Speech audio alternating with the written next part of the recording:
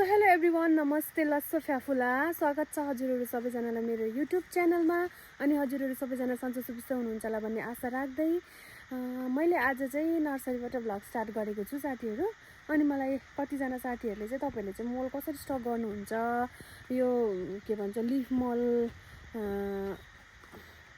के हाल्नुहुन्छ लिफ मलमा भनेर सोध्नु भएको थियो।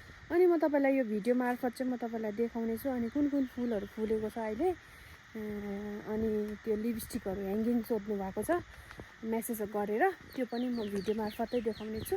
पहिला चाहिँ म तपाईँलाई यहाँ हाम्रो चाहिँ यसरी साथीहरू, यो चाहिँ हाम्रो चाहिँ टाढोबाट आउँछ मलहरू, यो चाहिँ लिफ मल हो। यसरी चाहिँ हामीले स्टक गर्छौँ साथीहरू। यो चाहिँ भर्खर आइसकेको मल हो। यसलाई चाहिँ यसरी मिलाएर राखेर अब अहिले त पानी परिरहेको छ, बेला बेलामा पानी परिरहेको छ। र जुन चाहिँ सुक्खा दिनहरूमा पानी नपर्ने दिनमा चाहिँ यसरी ल्याएपछि खनाएर चाहिँ पानी यसलाई हालिदिइराख्नुपर्छ। अनि मात्रै यो चाहिँ यसरी पचेर चाहिँ यस्तो हुन्छ।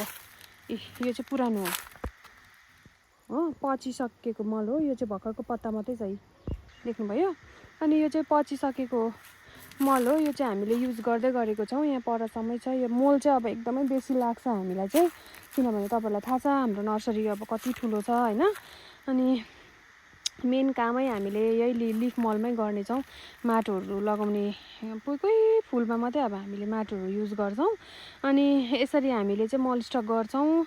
अनि यसमा चाहिँ अब केही हाल्दैन, खालि तपाईँहरूले यसरी मल यहाँ ल्याएर थुपार्नुहोस् होइन, पत्ता थुपार्नुहोस्। त्यहाँदेखिको चाहिँ 2-3 दिनमा चाहिँ पानी मजाले भिज्ने गरी हालिदिनुहोस्। अनि त्यस पछाडि चाहिँ अनि यसरी पच्छ मल चाहिँ, यसरी पचेपछि चाहिँ अनि रेडी हुन्छ। अनि यसमा चाहिँ अब के बलुवा माटो मिसाएर अब फुलको लागि कुन फुललाई कुन के चाहिन्छ त्यो हिसाबले चाहिँ हामीले चाहिँ गर्छौँ। मेन चाहिँ हाम्रो मल राख्ने जग्गा पनि यही हो। अनि यहाँनिर क्यामेरामा चाहिँ सानो कम्ती देख्दै होला, तर यहाँ चाहिँ भक्कु छ मलहरू चाहिँ। अनि पर नर्सरीको लागि छुट्टै परै नर्सरीमै स्टक हुन्छ। अनि यहाँको नर्सरीको लागि चाहिँ यहाँ हो। यसरी हामीले चाहिँ यो मलको डम्पिङ चाहिँ यहाँ छ हाम्रो, ल साथीहरू। यस्तै हो, हामीले अरू फाल्टो मल, गाईको मल, कुनै के मलहरू हामी केही चलाउँदैनौँ। मेन हामी यही कम्पोस्ट मलै चलाउँछ, लिफ मल। अनि यसरी चाहिँ अब हामीले टाढोबाट अर्डर गरेको हुन्छौँ होइन, कन्ट्र्याक्टमा ल्याएर अनि यसरी थुपार्नुपर्छ। रेडिमेड हाम्रो त्यसरी पचेकै मल पनि पाउँछ, तर अब यत्रो नर्सरीको लागि चाहिँ पचेकै मल त पाउँदैन नि त होइन। त्यही कारणले गर्दाखेरि चाहिँ यसरी जङ्गलबाट पत्ता उठाएर ल्याएर दिन्छ हामीलाई। अनि हामीले चाहिँ यसरी राखेर स्टक गरेर यसलाई भिजाएर चाहिँ अनि घरमै बनाउनु रेडी गर्नुपर्छ नि त साथीहरू। त्यस्तो हो ल। यो चाहिँ हो यल्लो लिपस्टिक, रेड र यल्लो छ हाम्रोमा। यो चाहिँ यल्लोमा हो साथीहरू। यो चाहिँ एकदमै मजाले फुलेको छ, अहिले चाहिँ यसको फुल्ने टाइम हो। अनि रेड पनि छ, म तपाईँलाई देखाउँछु। हाम्रोमा यल्लो पनि भक्कु भएको छ, अहिले हेर्न सक्नुहुनेछ, मजाले फुलिरहेको छ।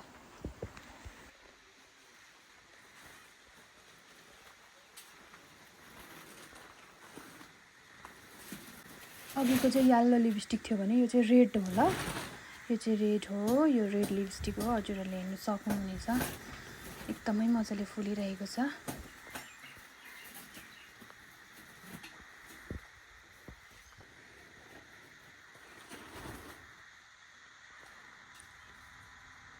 लिपस्टिक चाहिँ किन भनेको भने नि साथीहरू, यसको चाहिँ लिपस्टिक जस्तै हुन्छ नि त, हेर्नुलाई सबै फुलेको छ अहिले लिपस्टिकहरू।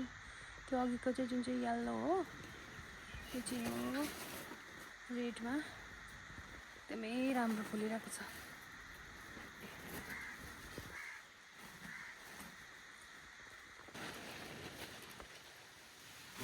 त्यो सबै यल्लो लिपस्टिक हो। यो यहाँ फुलेको छ हो, यो चाहिँ फुलेको छ, कतिवटा फुलेको छैन। यो यल्लो चाहिँ हाम्रोमा भर्खरै ल्याएको हो साथीहरू।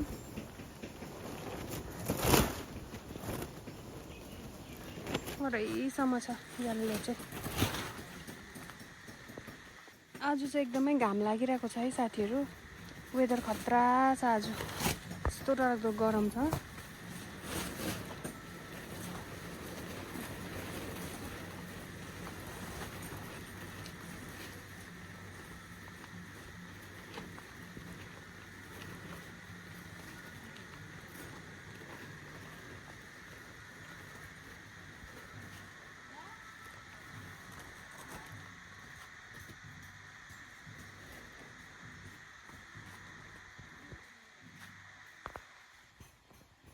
कस्तो लिपस्टिक यसको लिप्सहरू हेर्नु न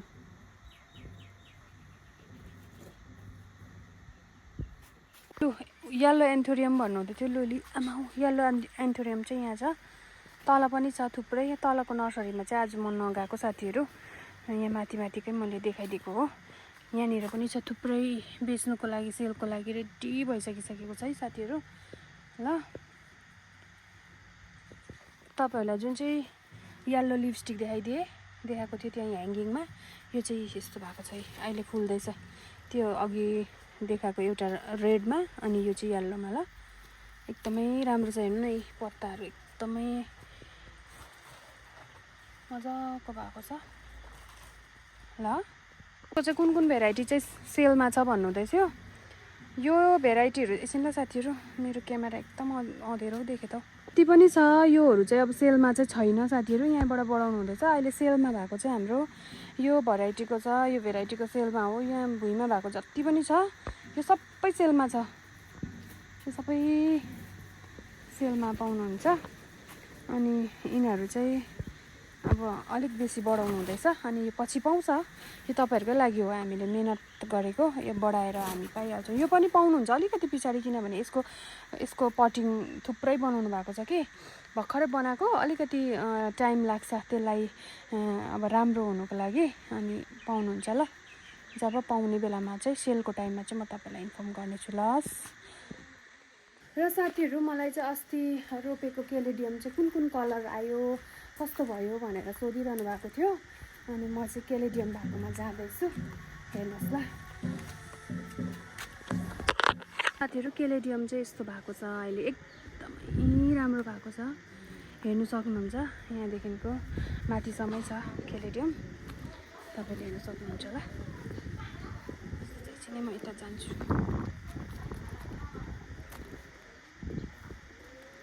कलरहरू हेर्नुहोस् कस्तो आएछ केलेडियमको एकदमै राम्रो भएको छ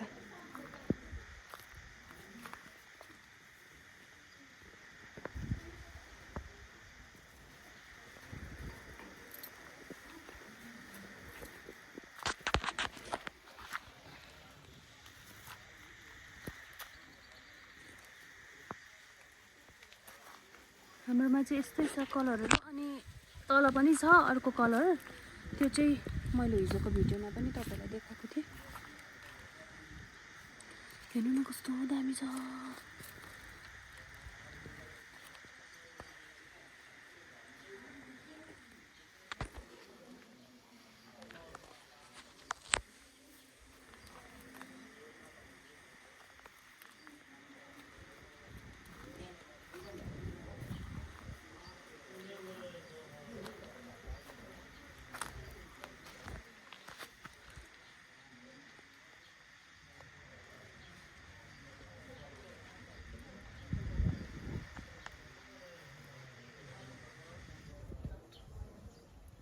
कस्तो लाग्यो हजुरहरूलाई हाम्रो केलेडियम भन्नुहोस् ल कमेन्टमा